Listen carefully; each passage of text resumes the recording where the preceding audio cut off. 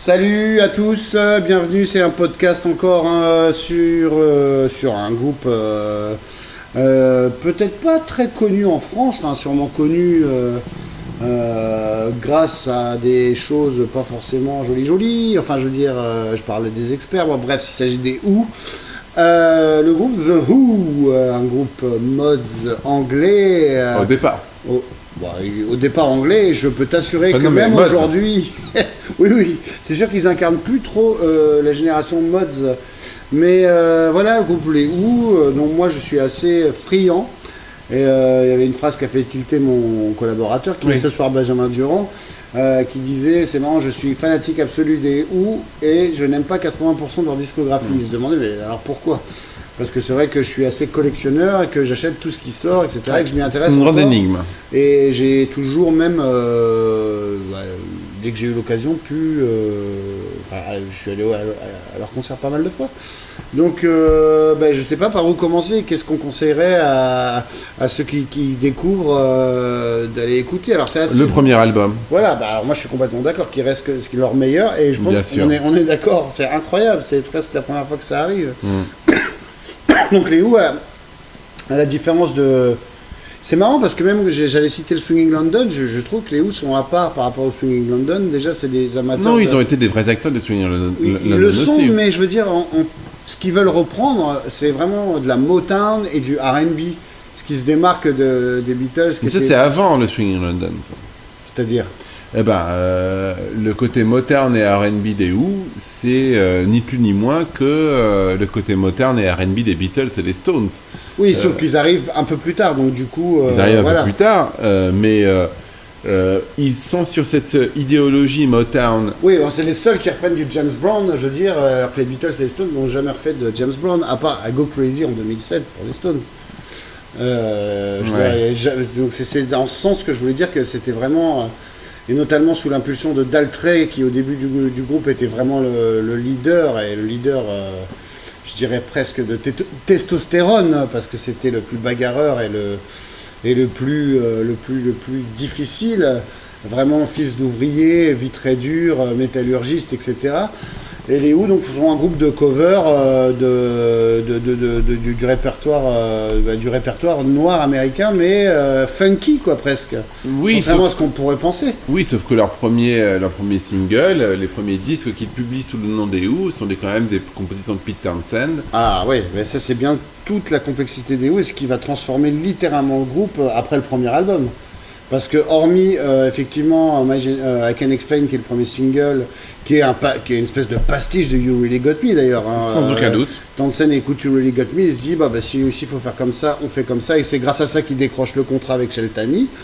Et sur le premier... donc Sheltami, producteur de You Really Got Me, qui bien produit sûr. Également I Can Explain. Et donc les singles... Remettons les choses un peu dans leur contexte, quand même, Antoine. Tout à fait. Donc, sur le premier album se trouvent donc ces 3 singles ou 4, My Generation, Anyway, Anyhow, Anywhere et The Kids Are Alright. Et après, c'est une pléiade de reprises black. On a Heatwave, je ne sais même plus sur l'album, je crois pas, mais enfin bref, ils ont repris Heatwave, ils ont repris. C'était déjà du temps des High Numbers. Qui avait Heatwave. Ou Living Here. Ouais, je revois toujours les deux. Voilà, Living Here, c'est du temps du premier album. Après, Heatwave, c'est sur le deuxième. Enfin, ne soyons pas trop compliqués. Mais en tout cas, le reste, oui, c'est de la pure black music. Je crois qu'il y a Daddy Rolling Stone, il y a Man.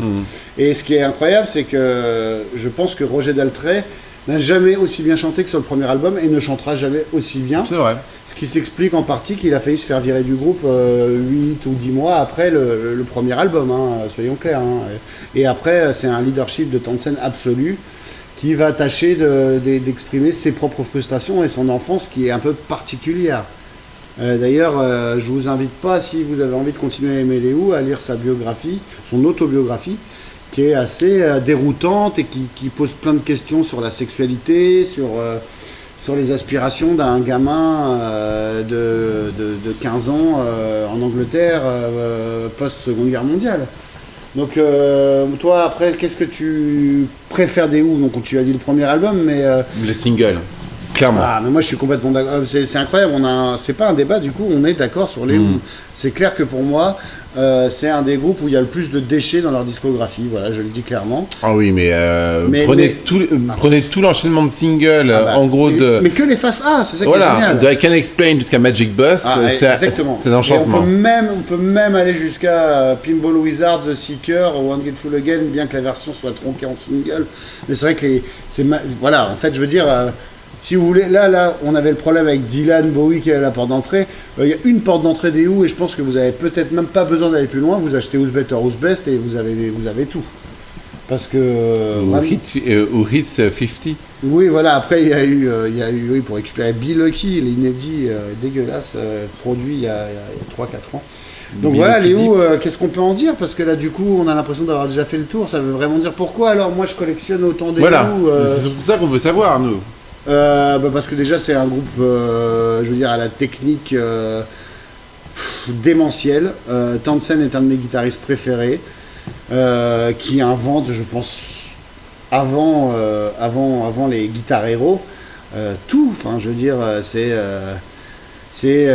sans parler de son jeu de scène, son jeu agressif, sa façon de jouer avec les Larsen, sa façon de jouer avec les micros, à faire des écoutes de phoque sur Anyway, Anywhere, et puis le troupeau de buffles incarné par Kiss Moon à lui tout seul, et puis John Entwistle qui joue comme un orque de barbarie.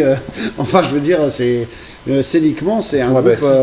C'est le premier d'ailleurs, c'est le premier bassiste qui va transformer le rôle de bassiste, et finalement qui va le transformer, mais que personne n'arrivera à prendre à ce point-là. Enfin, il n'y a pas de bassiste qui joue comme John Entwistle. Non. D'ailleurs, vous regardez ses réglages d'ampli, on ne fait pas beaucoup de technique ici. Moi, je ne suis pas un grand technicien, même si je suis musicien à mes heures.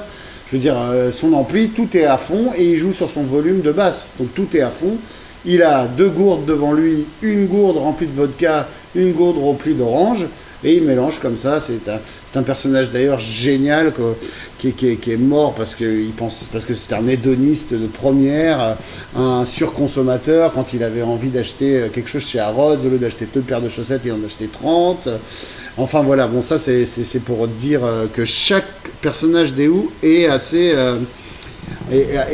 savoureux. Vous connaissez l'histoire de Moon, qui lui s'est tué aussi par hédonisme. Townshend et ses problèmes psychiatriques et son ego surdimensionné, et je trouve que c'est quelqu'un. C'est savoureux d'écouter les interviews de Pete sur son œuvre, parce que il est imbu de sa personne, mais tout en étant d'une finesse et d'une clairvoyance géniale. Et c'est peut-être le seul groupe où c'est le chanteur finalement qui dégage peut-être le moins de choses. C'est un des groupes les phares de cette époque-là, où le chanteur n'écrit pas. Il faut savoir que c'est Townshend qui écrit absolument tout. Et d'ailleurs, quand vous écoutez les démos de Townshend, il y a déjà tout, il est capable de faire tout. Et après, tu as Entwistle qui est magnifique, qui à la base, je l'ai déjà dit, et Moon qui déroule tout à la batterie. Mais Daltrey, en lui, est une espèce de marionnette pour Townshend, et trouvera vraiment son personnage qui va lui permettre de faire une carrière d'acteur. Et de chanteur solo. Et de chanteur solo, oui, enfin, très anecdotique, hein, mais... il a eu des disques d'or, et on a vu comment ils ont fini. C'est-à-dire, rappelle-moi cette anecdote. Eh ben, dans le film The Kids Are Alright, on voit les disques d'or qui sont détruits à la carabine par John Entwistle dans une magnifique scène. Oui, avec Success Story, le morceau de By Numbers, oui. Voilà, où il en fait il détruit les disques d'or de Roger Daltrey. D'accord. Comment on appelle ça, à la mitraillette. À la mitraillette, oui, mais oui, au tir au pigeon, quoi. Ouais, ça, oui, poule. Ouais, non, ben voilà, donc c'est un groupe un peu. Alors après, on peut s'envoler sur les délires de Townshend, qui très vite est un peu lassé par le format hit single de 3 minutes, et qui va commencer à essayer de se prendre pour Mozart en écrivant des opéras rock. Enfin voilà, et donc il motivé. Il faut peut-être parler là du rôle de Kit Lambert, le colonel Parker des Who. Non, ça n'a rien à voir, mais oui, Kit Lambert, on ne sait jamais si c'est son amant ou si c'est juste un mentor ou une muse. Enfin, Mais il parle très bien français. Il parle très bien français d'ailleurs. Si vous voulez comprendre les Who, il y a aussi une émission qui avait été diffusée sur leur RTF à l'époque où on a Kit Lambert qui parle un français impeccable et qui a une vision des modes, etc. et de l'envie de la jeunesse, et aussi il place un peu, il parle de l'avenir, comment ça va évoluer, et c'est assez incroyable de voir le ton juste qu'il avait. Je pense que Lambert et Stamp d'ailleurs qui ont fait les Who, c'est comme ça que leur carrière démarre en fait. C'est deux jeunes Anglais qui décident de faire un film sur les mods, et ils cherchent un groupe, et ils tombent sur les Who, et c'est de là que ça part, ils les managent, etc. Et après, finalement, les Who tombent dans une époque où ils gagnent pas de pognon jusqu'à Tommy, en fait. C'est ça. Et à Tommy, ça décolle, Oui.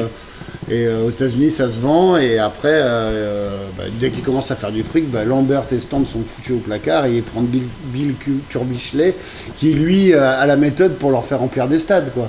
Et où plus rien ne sort de bien, finalement. Enfin, je veux dire, alors je vais pas cracher sur Quadrophenia, sinon on va encore me jeter des tomates, parce que j'ai reçu une lettre avec des tomates écrasées, des tomates séchées italiennes, Oui, c'est vrai. parce que j'avais dit du mal de Quadrophenia, donc je prends des gants. Mais non, et puis voilà, le problème aussi c'est la mort de Kiss Moon en 78, qui est mort d'excès et de folie, on peut le dire. Et les Who, 6 mois après, remontent sur scène aux arènes de Fréjus. C'est pour ça que je connaissais, quand j'étais petit, le nom Fréjus. C'est quand même drôle que le retour des Who se fasse dans une ville aussi anecdotique et peu connue et française. Et Même donc, si François Léotard a fait les grandes heures de Fréjus. Ah ben voilà, écoute, moi je connais plus Philippe. Bref, ne nous égarons pas. Donc voilà, et les Who continuent sur scène. Et là, sont presque là en mode, on fait des résidences à Las Vegas là depuis 1 ou 2 ans. Là, ça commence à sentir aussi. Puis t'as Townsend qui balance sur Facebook des grands textes en se disant qu'il se sent mal à l'aise de faire ça, de rejouer son passé, etc. Tout en n'ayant pas le courage de refuser le pognon pour le faire. Enfin, ça devient un groupe. Mais moi, c'est un groupe qui me fascine parce que déjà, il y a un répertoire génial, tous les singles dont tu parles.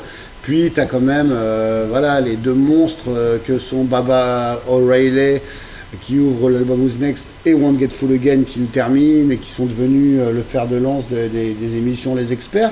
Je pense que ça leur a donné un second souffle et ça leur a ouvert un public qu'ils n'avaient pas en Europe. Et Who Are You aussi. Et Who Are You, la chanson bien sûr. Mais l'album, franchement, je vous mets au défi de l'écouter. Peut-être qu'un certain monsieur Laperrière serait capable un jour de venir sur le plateau et me défendre certains titres. Ou monsieur Franco Mano aussi pourrait me défendre ce disque Who Are You. Qu'ils viennent. Qu'ils viennent, on l'attend.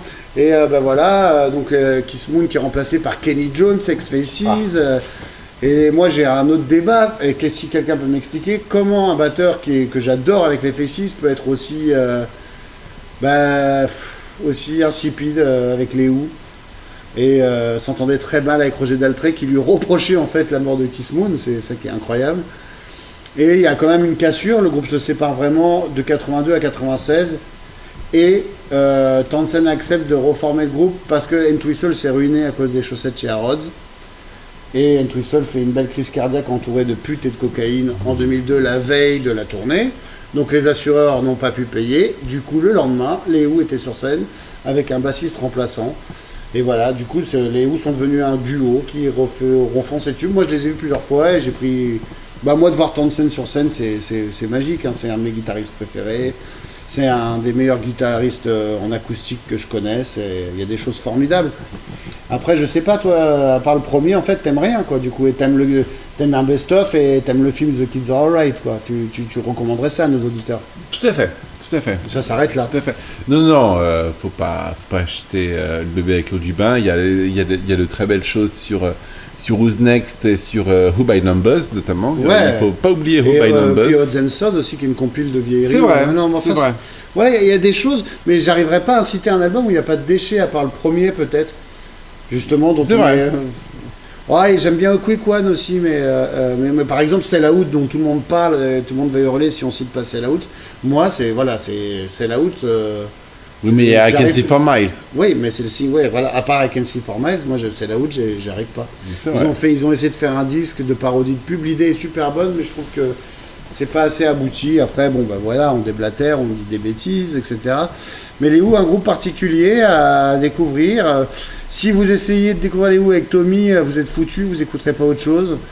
Donc écoutez peut-être ça, écoutez My Generation, le premier album, et puis une bonne pléiade de singles, comme a dit Benjamin, moi j'irai jusqu'à The Seeker, et écoutez 2-3 titres de Who's Next, et puis voilà, et Quadrophenia, si vous l'aimez, n'hésitez pas à nous faire un petit enregistrement, nous expliquant la vie et pourquoi c'est génial, hein, on peut finir là-dessus sur les Who, c'était et on reverra notre opinion peut-être.